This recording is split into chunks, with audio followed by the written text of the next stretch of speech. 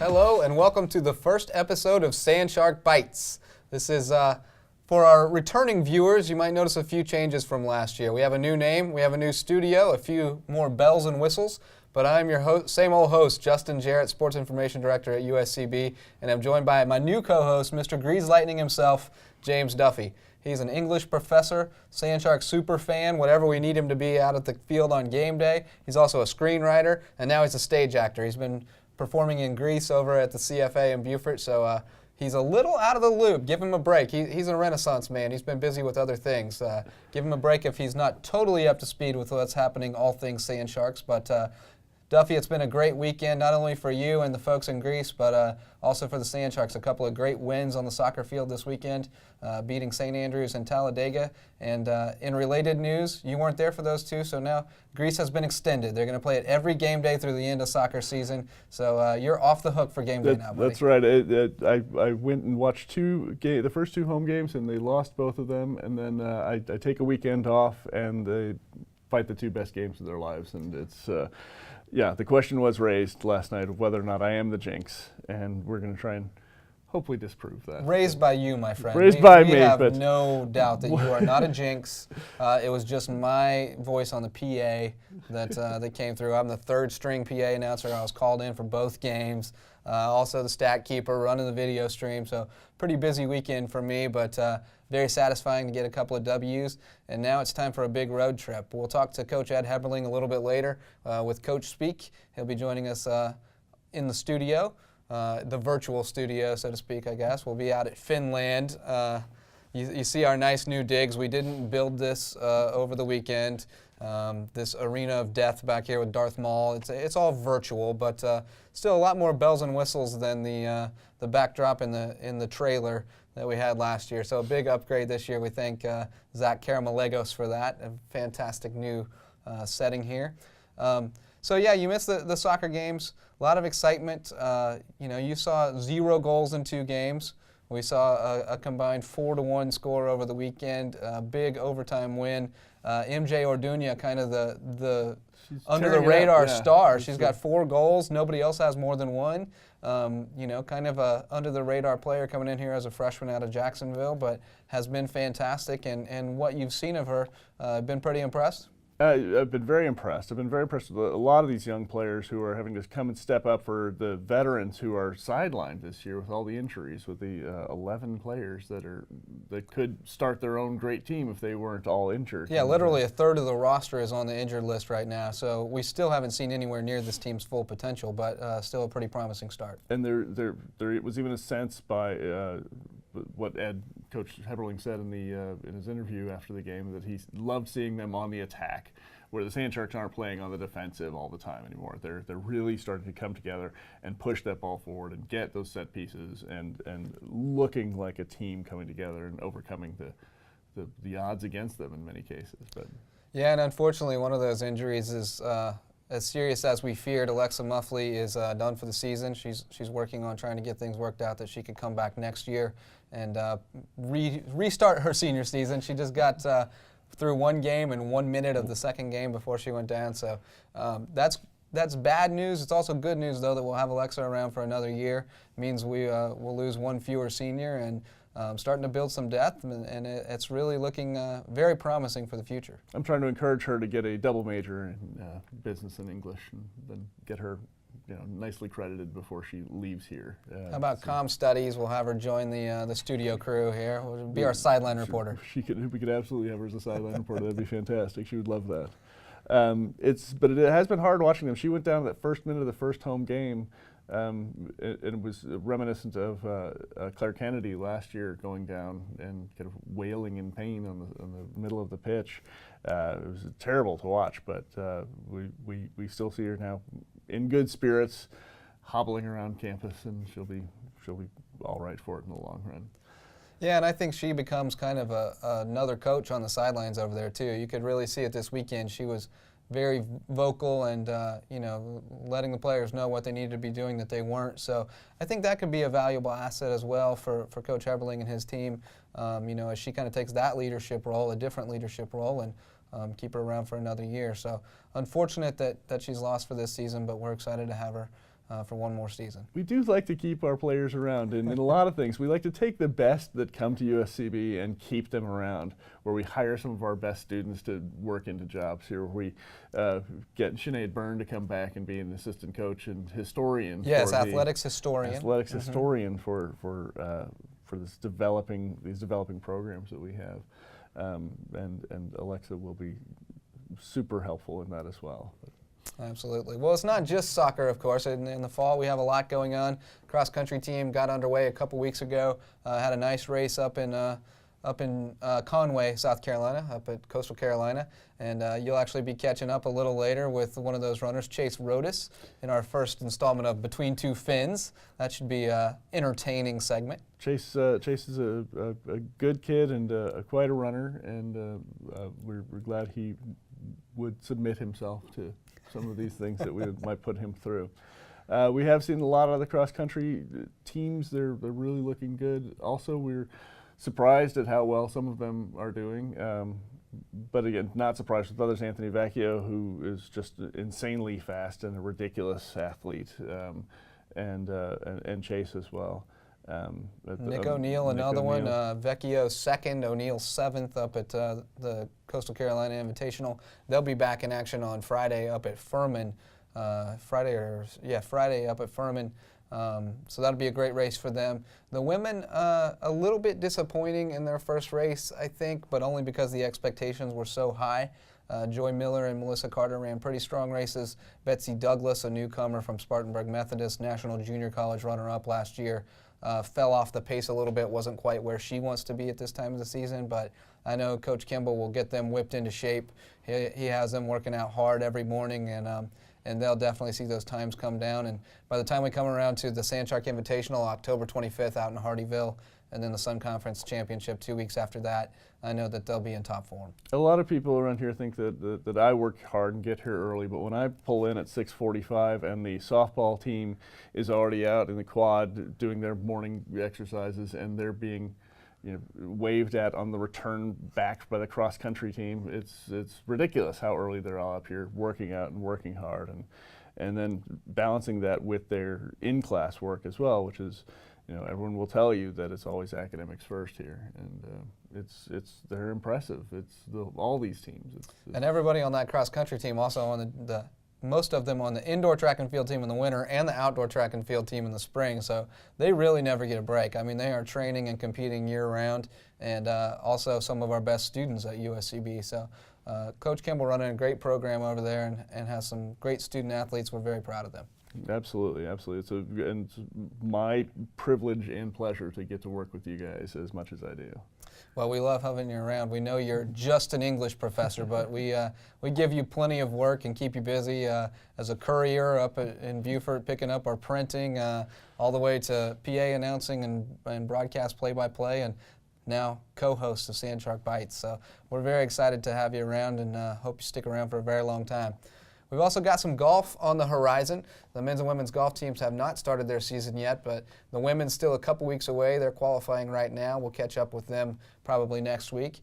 And the men get started on Saturday and Sunday at the Sea Island Invitational down in Sea Island, Georgia. So we're excited to see some of the returning players there, as well as some of the newcomers, and see what Chris Cuneo's team has in store. I know he's got a pretty strong roster off a team that finished in the top 20 in the nation last year, so we're very excited there. And if you're looking to play a little golf yourself, I'd like to remind everybody that October 3rd, Friday of homecoming week, we are having the Sand Shark Invitational fundraising the golf USCB tournament. Fall Classic, official yes. Name for that one. It's up at Sanctuary Golf Club up in Beaufort on Cat Island. Beautiful place. Gorgeous. Fantastic views. We'll have good food for you out there and everything else. You can get in touch with the development office at USCB. Rachel Williams, I believe, is heading that up. And you can get signed up. $100 a person, $400 for a foursome, and it goes to a great cause, helping USCB students and student athletes with scholarships. And then we'll also have that week a soccer match at 1 o'clock that Saturday. That's our next home game, October 4th against SCAD Savannah. That's a big rivalry match, so we want to see a great crowd out at Finland for that one. And then later that evening, we'll have Candace Glover, the American Idol and USCB alumna, will be right here on campus, along with, who's the opening act? Burnell Burnell Taylor. Sorry about that. I missed the another last homecoming American meeting. Idol contestant. But I know that Candace is very excited about having him as part of the show, and as her being an alumna and coming back for homecoming to play the concert, it's going to be just an awesome show. You can go to uscb.edu/homecoming, buy your tickets right there, and it's $15 in advance, $20 at the gate, and we'll see you out there. If you're a student, your tickets are free, and you need to pick them up at the business office. Yes, if any students are watching, please go pick up your tickets. We don't want you to miss the show and then tell us that you didn't know your tickets were free. If you watch Sand Shark Bites, go get your free ticket. Be there or be square, right? Absolutely. That's what Kanicki would say. Be there or be square. Wop, and if you wop, haven't wop, seen wop, Grease, bam, boom. Yeah. we've got one more weekend of Grease up at the CFA in Beaufort. Duffy, the co-host, the man, is Kanicki, and all reports are that it's a fantastic show. I'm not sure it's appropriate for a 4- and 1-year-old, so I may not make it up there, but I hear great things. It's fun and funny, so show up. It's great. Get a babysitter. Well, we've got some special segments coming up for you. Duffy's going to sit down between two fins with Chase Rhodus, and I'm going to have some coach speak with Coach Ed Heberling right here on Sand Shark Bites. Welcome back to Sand Shark Bites. It's now time for Coach Speak, and I'm joined now by Coach Ed Heberling, Sand Shark soccer coach. His team, we spoke about it in the outset with Duffy, but 2 big wins over the weekend, now 3-2 overall, and going into a big road trip, or actually a plane trip out to California. Got a couple big games this week against Marymount, California, and Antelope Valley. Coach, how did the idea to come out to make the big trip out to California come about, and what do you expect to get out of this trip?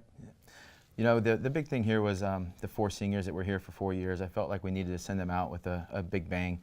And I asked them to give their input as to where they wanted to go, and I gave them numerous options where I knew we could get games. And of course, a female soccer team is going to select California. And so, we started looking and booking looking for games and getting that sorted. And, I thought it would be good. It'd also give us a chance to kind of spread our message and who we are.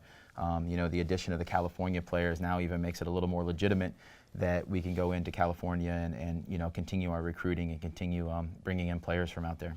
Yeah, and you've had some good luck out there. I mean, you look at the season opener against Milligan, Mandy Preciado with a goal and an assist, and Haley Pina's got a couple of assists. Madeline Adams scored a goal against Talladega. So, California has been a pretty fruitful area. Karen Pimentel has been fantastic in the back line. Yes. Really filled in back there and played every minute of the past 4 games, I believe. Yeah. So, you've got a good thing going out west. Yes, we're excited. It's one of those things that, you're looking for those freshmen, you're looking for the players that can come in and make an impact, and bringing in some of those West Coast players has definitely done that for our program and our team. We talked with Duffy about some of the injuries, and of course the big one, Alexa Muffley, is out for the remainder of the season. We hope to have her back next season for 1 more year. How do you spin that kind of into, it's obviously a difficult thing for her, but you can kind of spin it into a positive because you talk about developing some of these players and the depth that you'll have coming back next year. Future looks really bright for Sand Shark soccer.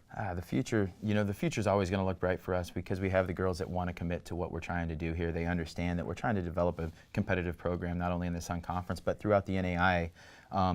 Sure, losing Alexa is tough. She's been, our workhorse. She's been one of our players that has played a significant amount of minutes. I think she was a leading goal scorer last year. I think she has a team or the school record for goals. Yeah, she's the season and career goal scoring leader. But the great thing is if you've seen since she's went down that we've had players step up. Sam Satterley's went into her position and played. Shannon Blair yesterday did an amazing job yesterday and Friday. And that's been the thing with all of our players, the depth that we do have. I get asked questions, why is it such a big roster? Well, we do take injuries, but we also have the players that will step up, and they understand that when it is their opportunity to step up, they will. And, we haven't had any issues. We haven't really lost any talent or lost any depth because the players will step up and play well and do well, and we can keep moving forward. Seen a lot of growth too. Some of the players that we were really high on as freshmen last year have come back really strong as sophomores. Caroline Bowman comes to mind. You mentioned Shannon Blair. Some of those sophomores have really taken a step up with their game. Definitely. It's one of those things. I think your freshman year, you're still feeling out the college game. You're trying to adjust. You're trying to understand. You're hitting them with new tactical information that maybe they don't fully understand. But a year under their belts, they can come back and they understand, and they're able to translate that message to the new players that maybe have the same questions they had that couldn't quite get answered, and they've been able to kind of educate and help us as coaches better prepare the new players into our system of play and what we're expecting from our team. Well, thanks so much, Ed, for being the first guest here on Coach Speak. We will have a new guest each week, talk to all the coaches around the department, and get the lowdown from behind the scenes with their programs. Ed and the Sand Sharks soccer team will be on the road for the next 5 games, so you'll have to keep an eye on uscbathletics.com and our social media accounts to keep up with those. They'll be back home for homecoming appropriately on October 4th with a huge game against SCAD Savannah. That one's going to figure pretty prominently in the conference standings, you have to expect. It will. And hopefully we'll be moving up from last year's 5th place finish. Exactly, yeah. Thanks so much, Ed. We'll be right back with more here on Sand Shark Bites. At the University of South Carolina, Beaufort, we offer small classes, individual attention, and an affordable education in an atmosphere that fosters diversity and achievement. We are students. We field 9 Sand Shark sports teams that compete in the Sun Conference. We are athletes. We are one university with 2 campuses serving the coastal areas of South Carolina and Georgia. We are the Low Country. We are the fastest growing 4-year school in the University of South Carolina system. We are USCB. Welcome to Between Two Fins. I'm James Duffy, and I have with me today student athlete Chase Rhodus. Hello. How are you doing today? I'm doing fantastic. How are you doing this I'm morning? very well. Thank you for asking. You're a member of the USCB track team. Yes, sir. Track Track team and cross country team. And cross country. What's the difference? Well, cross And country. who cares? Well, a lot of people, believe it or not. This is a very hot topic on everyone on campus. Everyone cares so much. Really? Yes. Don't believe you. What is the competition like that you're engaged in? Well, it's very, very personal because you're always running right next to somebody. You're pushing, you're shoving. Sometimes some people bring shanked. It's really dangerous stuff. It's a lot of running. It's a lot of running. And generally people wear shoes for an occasion like this. Most do. Most do. And yet, last week, you ran a 5K in under 18 minutes without shoes. 17:31, I believe. Why yes. would you do something like that? Well, sometimes you just got to break away. You get bored. Sometimes shoes just don't do it anymore. One of the most famous residents or former residents of South Carolina is a man named Shoeless Joe Jackson, who used to play baseball. And he played baseball without shoes. Apparently one game he did. Is that something you would aspire to be, have that kind of notoriety and fame as Shoeless Joe Jackson? Well, I wouldn't say it wasn't me. I would like that, yeah. He was kicked out of Major League Baseball for cheating, you know this. Well, why not? I mean, whatever gets you a name. Okay. You're very hairy. Just kind of average, I think. Okay. I shave. Chase is not your given name. It isn't. Why not? I don't know. Ask my parents. I don't like Bobby. So, you don't love your mother, the one who named you. Is that what you want to tell her here today? She's not watching this, is she? Never know. She might be in the other room. I'll just keep quiet on that one. You've been my student before. Yes, freshman year. Make that obvious here. I apologize for all the sleeping. You're not very smart. And then you left here and went to USC Columbia. I got a B. It's okay, Professor. I give them away. Oh. Student athletes always get B's in my classes, regardless of how much work they do. Score. And you went to Columbia and failed miserably up there? Is that what happened? No. What happened at Columbia? I did not fail miserably. Okay. And so you've come back to USC Beaufort. Yes, I wanted to run again. And you have plenty of good things to say about your teammates? Because that's not what you said earlier. We have the videotape. We're going to go to the videotape? They don't have the videotape. We don't have the videotape. Okay, well, your coach will be pleased to see that you didn't have that information. Just don't show Nick. Okay, I won't show Nick. So, as far as your running abilities and your vomiting after the matches. Sometimes it happens. If you ran a 5K that fast. Are you calling me fat? Are you saying that I've never run a 5K before? Is that Maybe. what you're trying to tell me? What's next for you? Next for me, well, we have a meet in Furman this coming weekend, or not this coming weekend, this already is the weekend. Next week, Friday, Do you have a date Saturday. for that? Depending on when people might be watching this on the internet, because this isn't airing live. Saturday, right? I forgot this isn't live. How does the USCB not get live feeds? Saturday, September 13th, I believe. You ever heard the expression biting the hand that feeds you? No. Yeah, okay. Once again, ladies and gentlemen, Chase Rhodus. Hi there. Thanks for coming. Oh, bye. Glad to be here. Well, that's going to do it for episode 1 of Sand Shark Bites. Hope you enjoyed it. We had a great time here in the studio, as we always do. And we just got one more piece of business to take care of. That's the Athlete of the Week. And we're not going to put Duff on the spot since he's been busy performing. I will just select my Athlete of the Week, and it's kind of a no-brainer this week. MJ Orduña, the freshman from Jacksonville, Florida, on the Sand Shark soccer team.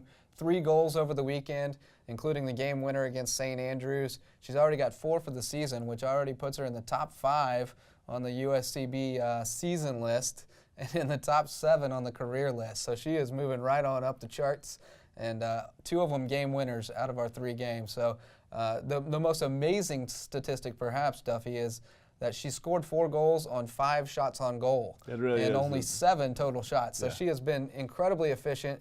Like Coach Ed Heberling has said many times, she has a knack for getting herself in the right place at the right time and putting the ball in the goal. So we hope she does more of that on the trip out to California. Keep those goals coming, keep those W's coming, and hopefully by the time we come back here on October 4th, the Sand Sharks will be looking at a very pretty record and maybe even a top 25 ranking if all goes well. Well, that's going to do it for episode number 1. We thank you for joining us wherever you are. We'll see you next time right here on Sand Shark Bites. And until then, keep those fins up.